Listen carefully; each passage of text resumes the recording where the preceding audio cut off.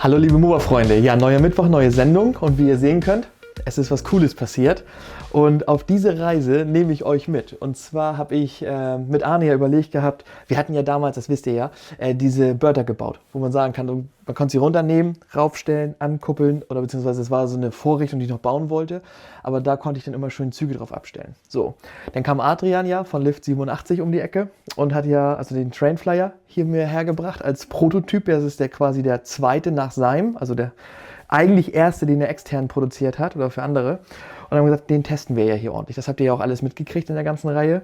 Und was ihr jetzt noch nicht seht, ist, die Plexiglasscheiben fehlen immer noch. Das habe ich vergessen.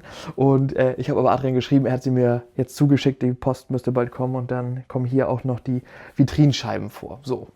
Und jetzt war ja theoretisch unser Board eigentlich über. Und dann dachte ich mir so, das Board kannst du weiter nutzen, machst nachher eine Auflage hier, kannst du raufstellen, rausfahren und sowas. Aber tatsächlich ist es so, dass ich dann gedacht habe und mit Arne auch besprochen habe, so das machen wir eigentlich nicht. So. Und dann dachte ich so, was hast du nachher? Die Anlage läuft, du hast aber ab und zu mal ein paar Güterwagen, mal eine Lok, eine Epoche, die du runternimmst und sowas. Und das hing ja hier relativ weit rein, ein Raum. Und das ist irgendwie so ein bisschen so ein bedrückendes Gefühl gewesen. Oder wie sagt man, bedrückend nicht. Das hat irgendwie so beengendes, das wollte ich sagen, beengendes Gefühl, wenn du hier reinkommst. Und dann dachte ich mir, bauen wir doch hier einfach eine Vitrine an. So. Und nach kurzem Googlen war dann klar, das soll eine Vitrine von Vitrinschmidt werden, weil qualitativ hochwertig, haben die anderen Leute aus der MOBA-Szene, YouTube-Szene auch. Zum Beispiel hier auch Freestyle MOBA David, liebe Grüße. Da haben wir auch noch drüber gesprochen und habe gesagt, okay, preislich wirklich fair, dass man sagt, okay, für so eine Vitrine ist man bei, ich weiß jetzt gar nicht mehr genau, was ich jetzt bezahlt habe, aber ich glaube irgendwas um die 200 € ungefähr. So, und das ist schön auch Multiplex-Holz, das passt genau von der Farbe her zum Trainflyer. Man hat einen weißen Hintergrund, da kann man tatsächlich auch noch irgendwas reinmachen. Also so wäre es jetzt nicht. Man kann die auch mit anderen Farben, Hintergrundfarben bestellen und so. Und mit Beleuchtung auch und sowas. Aber da habe ich gesagt, das wollte ich jetzt hier nicht haben. Ne? Das soll ja nicht ablenken von der Anlage.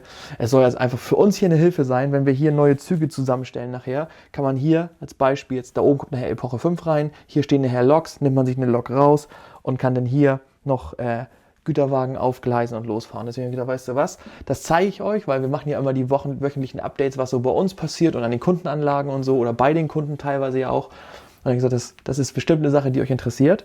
Denn mir ist bei der ganzen Geschichte eine Sache aufgefallen. Ich hatte tatsächlich erst die falsche Vitrine bekommen. Und dann nach kurzem Gespräch mit Herrn Schmidt, das war richtig freundlich und nett und alles, ja, sind wir so verblieben, dass die andere Vitrine hier bleibt. Ich sage, okay, weil das Zurückschicken hätte sich nicht gelohnt, Sperrgut und so ist alles viel zu teuer. Und da habe ich gesagt, das finde ich richtig cool, ich finde bestimmt eine Verwendung dafür. Und dachte erst so, auch bei irgendeinem Kunden hängt sie bestimmt gut und so.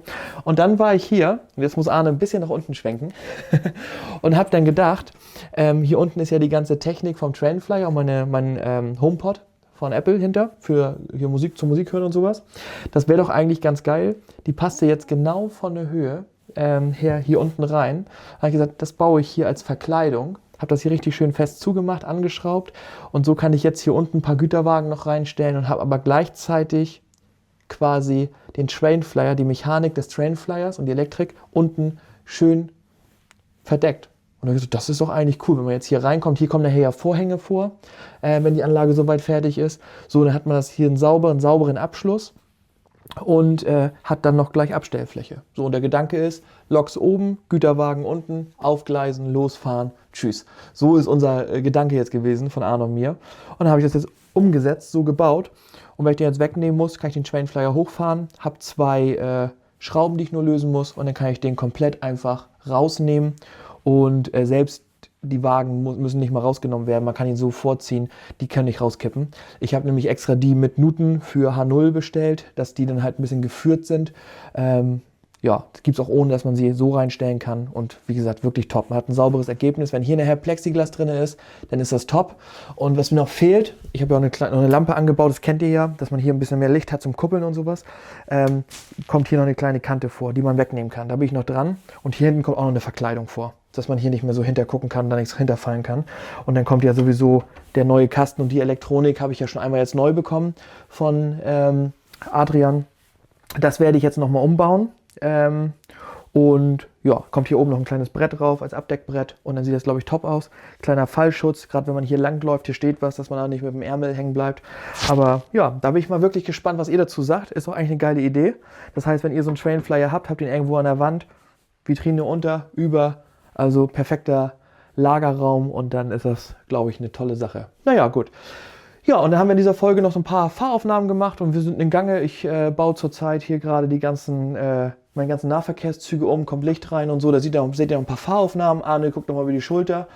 Ja, und dann wird es nächste Woche nochmal spannend, weil ich im nächsten Video nächste Woche, sehr wahrscheinlich nächste Woche, da habe ich einen Kundenauftrag fertig gemacht. Der hatte bei Adrian einen Trailflyer L12 bestellt, also nicht die kurze Variante mit nur 1,40, sondern den mit 2,15 Meter. Und den habe ich jetzt in einem Rahmen integriert und der Kunde kriegt quasi den Trailflyer vormontiert mit einem Rahmen, den er an seine Anlage anflanschen kann, braucht nur noch Gleise legen, den Trailflyer mit Gleisen bestücken, einmal verdrahten und kann loslegen quasi. Dann nehme ich euch mit, weil an dem Video könnt ihr auch sehen, wie einfach das ist, tatsächlich so einen Trailflyer anzubauen oder auch in ein Rahmenkonstrukt halt zu integrieren. Genau, das nur mal als kleiner Teaser. So, jetzt aber viel Spaß bei der Folge und ja, dann würde ich sagen, bis nächste Woche. Bleibt der MOBA treu und habt eine schöne Woche.